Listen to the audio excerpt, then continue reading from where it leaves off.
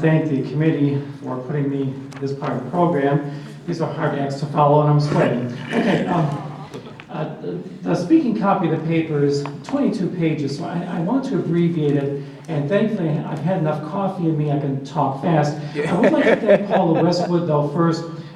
When Paula sent the email asking if I would consider getting a paper, I thought, oy vey, no, just delete her email, forget it. But then, you know, just like Jeremiah, it's like it was burning within me. This poor woman gave me an email.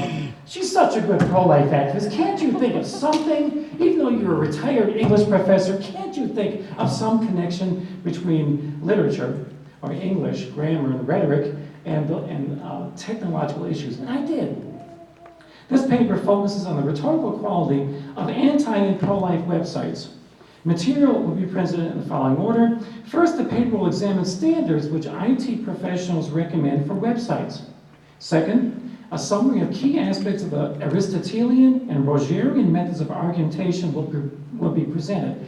Does anybody here know about the Aristotelian method? One person, two, three, going once? Okay, good.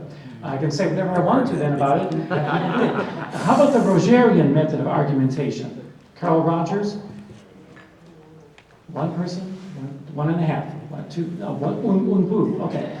Is anybody here an IT professional? Darn it! I'm an amateur. This is great. For graded audience participation, 2 quizzes will be conducted at the second point in the presentation. Third, an interactive analysis of representative websites will be provided, specifically PlannedParenthood.org and the National Right to Life Committee's website. And finally, hopefully we'll have time for questions and answers. If you could go on to the next slide, please. And this is the agenda. Hopefully, if I cannot answer your question, I will give you utterly hopeless deer in the headlights stares from me. Okay, thank you. Now, the following chronological review isolates major ideas about website construction in recent popular monographs, easily accessible through academic or public libraries. And the last slide will have a work cited in the MLA format. Please feel free to call or email me, and I'll send you a copy of the presentation. For convenience sake and to meet time to Manson's presentation, recent means since the beginning of this century, a span of 14 years, which according to common knowledge can equal an age in computer technology. Next slide, please. Take Oliver and Charles Osborne. I'll just abbreviate very quickly if you can hear me all well. Their monograph, SAMS Teach Yourselves HTML and XTML in 24 hours, 5th edition, 2001. Look at these criteria which the authors have established. 1, get a computer. Get a connection to the internet. Yeah, right. Get a web browser program and then explore. Very simplistic, but I guess in 2001, those were essential criteria. They also recommend for background color for websites, white, to match the background that most web browsers use. 16 standard Windows colors were recommended. The World Wide Web Consortium was acknowledged as the main source for standards for IT, for website construction.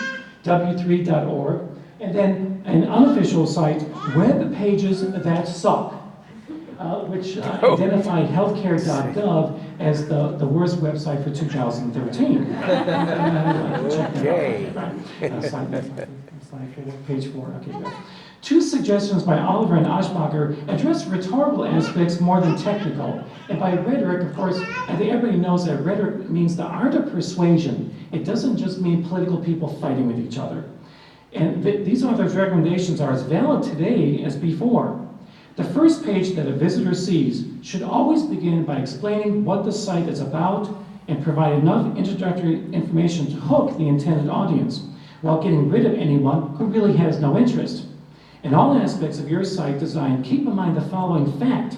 Studies have repeatedly shown that people become confused and annoyed when presented with more than 7 choices at a time. And people feel most comfortable with 5 or fewer choices. Any phone call. For your credit card balance, press 1. For balance transfers, press 2. For whatever, press 9. No, it doesn't work.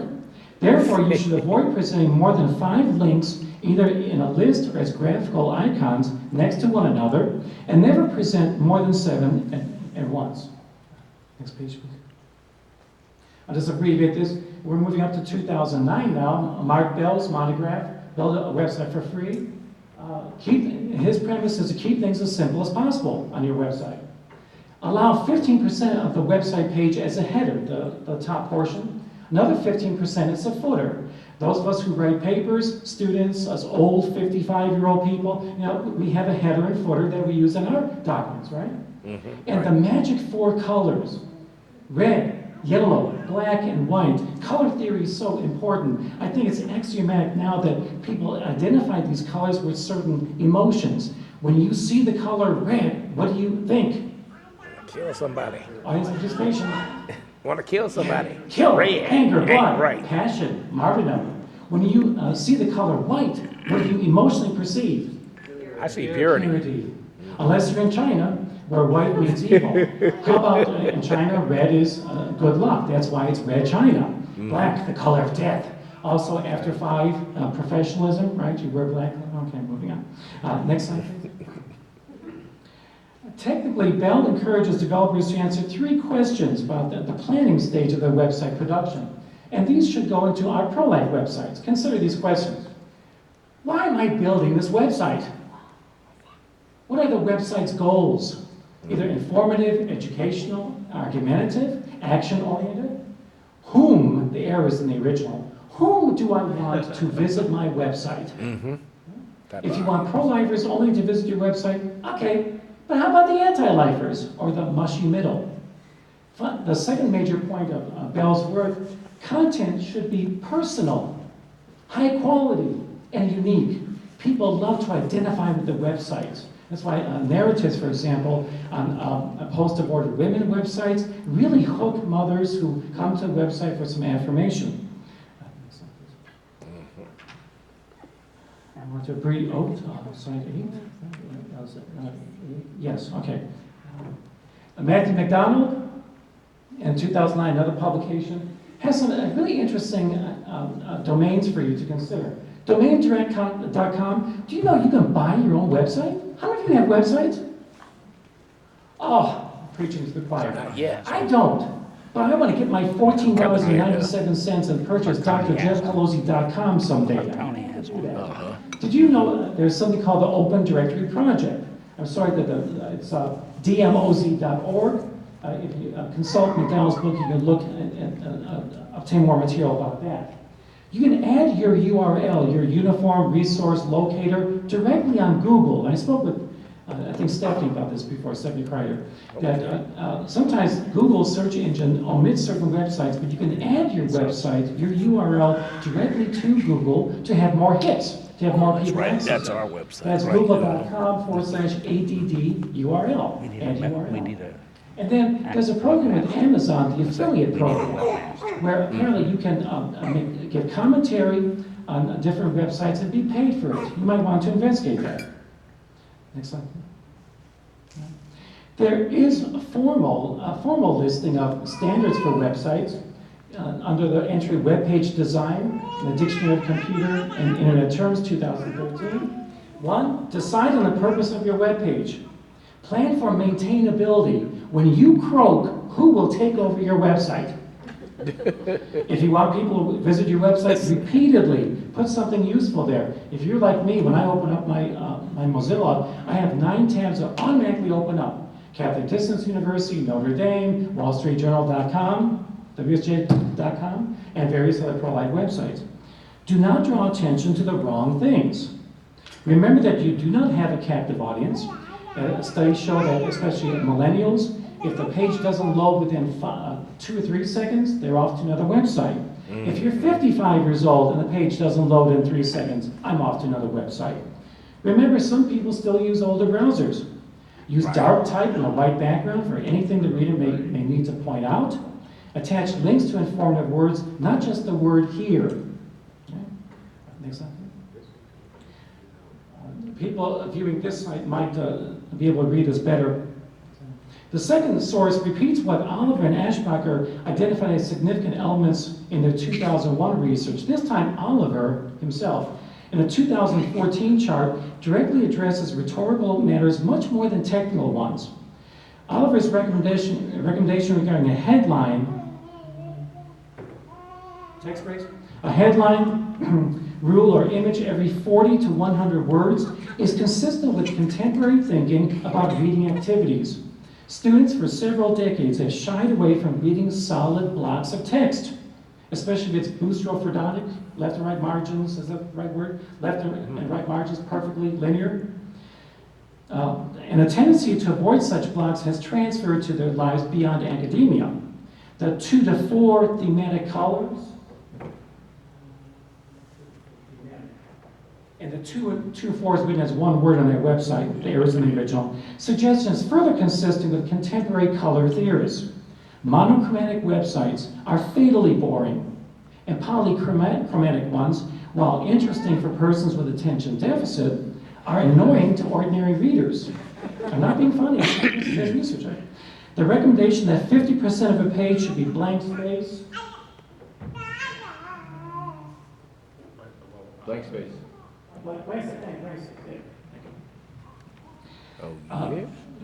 Follows current theories about the readability factor. The more white space a document has, the more likely it will be read. Those students who write papers, please give me a ragged right margin. I want to read it then. The last two suggestions regarding tone and style and overall impact suggest that Oliver wants his readers to be keenly aware of the audience's psychographics. We all know these terms, right? Demographics, observable facts about a population, how many people are male, how many female, how many white, how many African American, Latino. Psychographics are the emotional attitudes that an audience brings. Right. Okay. How one determines the mood of an audience and whether a population considers a site balanced and attractive is extremely difficult absent market analysis, but I know where to go. Next slide. This is a website, 2011, dealing with color theories, part of a course that these people use. And while these authors, most IT developers focus on color in general terms, these authors recommend that website developers should give heed to the hue, the brightness of certain colors, the saturation level of the color, and the brightness. The brightness is different from hue, I'm sorry. For example, the very top line, the optimal combination for legibility is black and white. The last paragraph is interesting. The 10% of males who are partially red-green colorblind would find this paragraph, the last one, almost impossible to read. I didn't know that. That's what an English professor can learn when he researches a topic he knows virtually nothing about. Next slide, please. Ian Lloyd has significant cautionary words about Facebook in his Build Your Own Website the Right Way 2011 copyright. The fact that he criticizes Facebook using comical language testifies to his ability to convey a deeper problem inherent in the world's premier social networking site.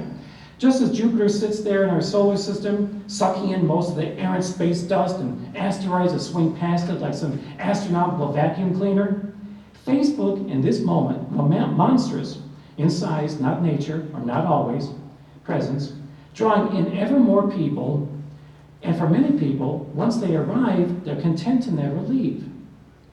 While he offers these humorous words in the context of whether businesses should or should not use Facebook, educated contemporary readers see that Lloyd has struck on deeper problems.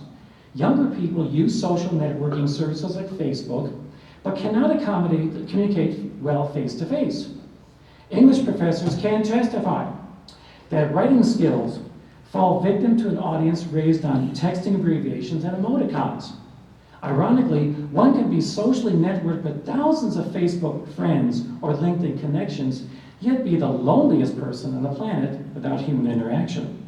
Next slide. Dana Boyd, I wanted to recommend this text to Stephanie Kreider. She mentioned how to reach young people. In fact, there's a post I put on LinkedIn, a business development research about who uses social networking services, who uses Facebook, LinkedIn, Pinterest, Twitter, and all that. The demographics are amazingly surprising. Anyway, Dana Boyd's It's Complicated work, 2014, has this to say about the nature of online services. Network publics are publics that are restructured by network technologies. It sounds tautological.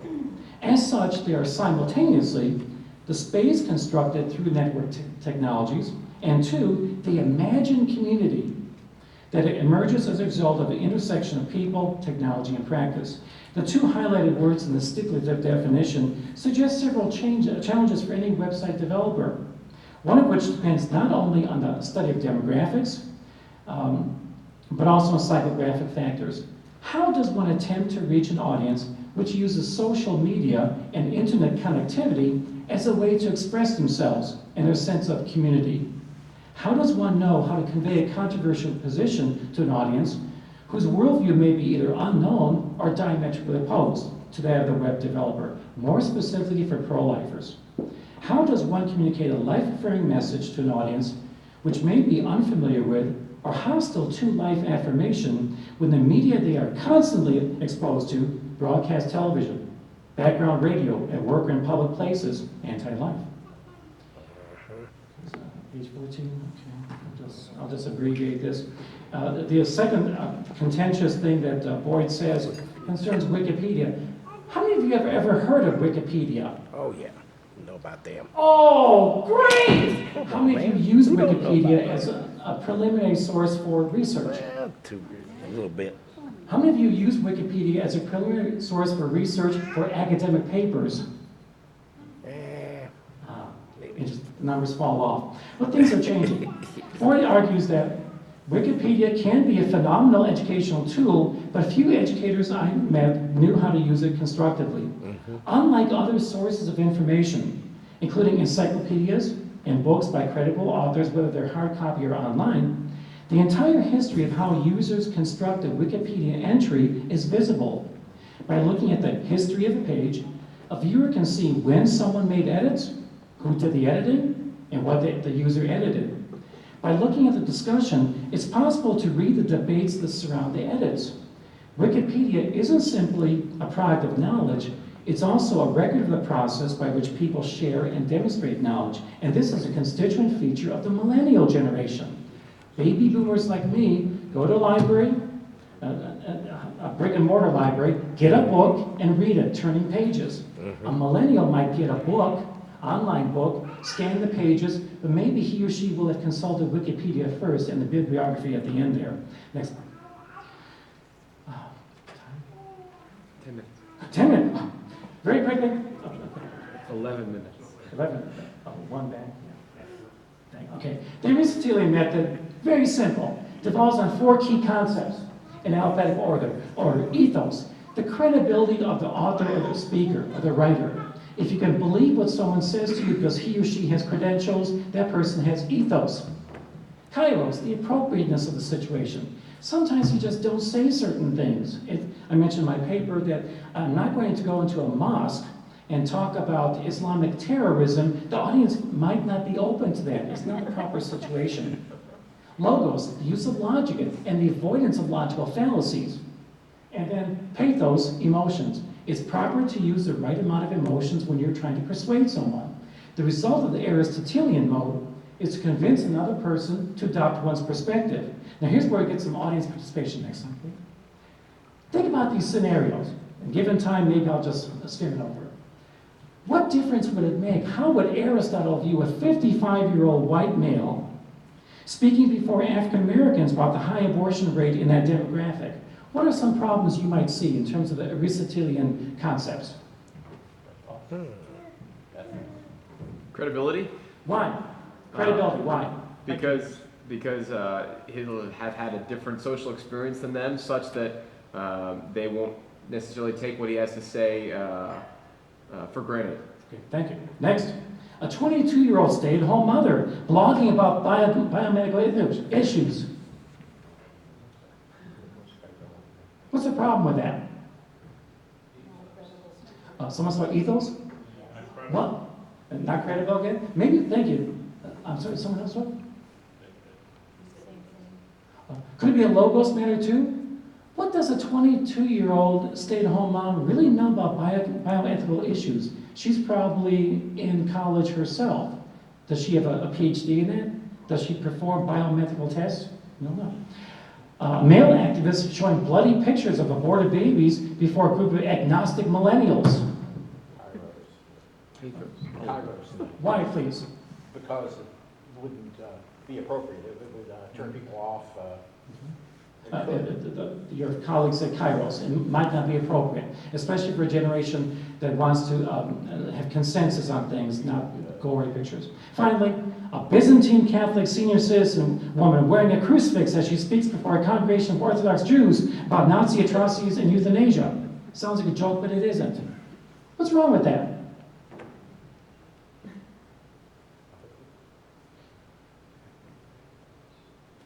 You're right. Could be ethos, the credibility factor, could be a pathos factor as well. Why that Byzantine Catholic senior citizen woman wearing a crucifix might be able to show the real connection between the horrors of the killing of Jews in concentration camps and the horrors that go on in abortion clinics and infanticide opportunities, such aka Peter Singer, or euthanasia. There's a cognitive disconnect there. Moving on. Carl Rogers might be more well known as a psychologist, and reading very quickly, his method of argumentation, arguing for a certain position, first aims for common ground on a controversial issue. Two, based on empathic listening, to really listen when someone is talking and try to understand their words and the feelings that they're communicating to you. And it's difficult, according to Deborah Tannen, for men to do this. For men, because men may not be empathic listeners. Will listen to what a woman especially will say and want to offer a solution for your problem. Women know this. When two women talk, one woman goes, "Oh girl, I have such problems, oh girl." The other will give listener noise. I feel your pain. Oh, you go girl. She's not offering solutions. She's offering empathy. Third constituent factor, the idea in Rogerian analysis, one can respect and optimally understand, if not agree with, an opponent's position. 4, key phrase, collaborative negotiation. 5, the result is not necessarily to convince, but to reach consensus, albeit a tentative one. Next slide. I'm going to skip over this. The same scenario that have faults with the Aristotelian method and the same problems with the Rogerian. We can discuss it later by email if you'd like. Now, sometimes rhetoric manuals do not treat the Rogerian method in our viewpoint very well. This very common manual, Writing Arguments and Rhetoric Readings, has this to say about Rogerian methodology and abortion, on issues such as abortion, gun control, gay rights, blah, blah, blah. As I go into the commentary, you can read the balance of the quote. Using the phrase pro-choice could be viewed as an effort to be fair to those who support the killing of the unborn child throughout the 9 months of pregnancy for any reason whatsoever. The pro-life perspective, of course, would recoil at such a positive connotation of an extremely, inherently evil practice. Similarly, the phrase, a woman's right to choose, is a euphemism which would destroy any vestige of an effort to reach out to pro-lifers, since the killing an unborn child, harming his or her mother, and denying the rights of the father should not be categorized as anyone's civil right. If this phrase were used in a Rogerian effort to attract pro-lifers to discuss the first life issue of abortion, it would be understandable if the pro-life contingent boycotted the event. Finally, the 5 minutes. Let's go to some websites. Here's Planned Parenthood. The homepage scrolls between this slide of a young woman, next slide please, who seems to be a Latina African-American woman, and a second slide with 2 headless young white people, if the color of their head has any indication. The young woman kicking up her left foot in the old-fashioned way of a young woman in love. I have to ask the women here, does any young woman here, when you're in love, you go, oh! Can I do that? No, it's ridiculous. Okay. If the person, if the person were a visitor were a person of color, then he or she would immediately identify with a young woman who's either Latina or African American. Since Planned Parenthood is known not only for birth control but also for abortion, if one were accessing the website because he or she wanted abortion info, back slide. You want to see those 2 slides that scroll. And the idea is that when you go to PlannedParenthood.org, you'll see in a slideshow on the homepage the Latino African-American woman and then the headless one, young white people, okay? If one were accessing the website for abortion info, one would have difficulty finding it. The word abortion is embedded in the right side of the screen in font smaller than health center, which apparently are the words meant to draw the viewer's attention. One would wonder why donate is not only in a larger font, but also in all caps. The perception created is that Planned Parenthood may be more concerned about money than it is in promoting not its abortion clinics, but its health centers. In the interest of time, I'll just skip over this slide. This is the paragraph slide, is the specific abortion information page. Here is the National Right to Life website. If one visited the National Right to Life website, in contrast to the relatively simplistic Planned Parenthood one would be greeted with lots of white space which focus the viewer's attention to not 2, but 7, next slide please, 7 messages scrolling in 7 rapid slides. The white space increases the readability factor, and the range of 8 tabs at the bottom of the header consolidates information where necessary. The presence of the baby in the upper right-hand corner may convey to an ambivalent person or anti-lifer coming to this website that NRLC is concerned about white babies and may become confused on learning that infanticide and euthanasia are co-equal life issues. Landing on the slide mentioning the Affordable Care Act would disarm those who may support Obamacare and may encourage such viewers to stay on the webpage for the remaining 6 slides.